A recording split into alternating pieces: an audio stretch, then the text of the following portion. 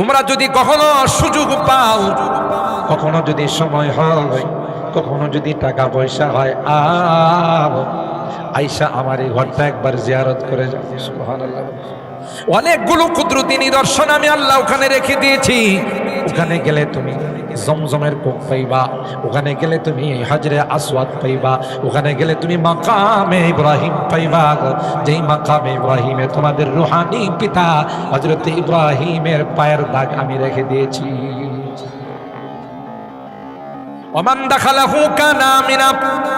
এটা এমন একটি জায়গা, এখানে যদি কোনো সন্ত্রাস, কোনো খুনি, কোনো ডাকাতি যদি আশ্রয় নেই, তাইলে তার গায়ে হাত দেওয়ার কথা তো দূরের কথা, হারামের এরিয়ার ভিতরে একটা মশা মাছিকেও মারার অনুমতি নাই।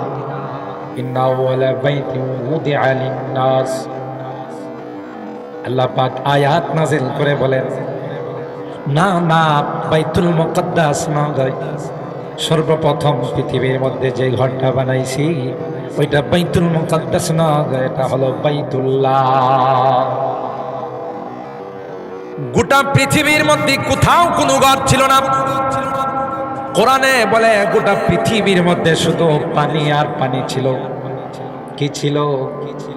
বলেন বলেন, কি ছিল? وجعلنا من الماء كل شيء حي أفلا يؤمنون। আল্লাহ বলেন পানির থেকে আমি আল্লাহ সব জিনিস বানাইছি। সুবহানাল্লাহ। ইতিহাসের কিতাবের মধ্যে আছে গোটা বিশ্বের মধ্যে শুধু পানি আর পানি ছিল।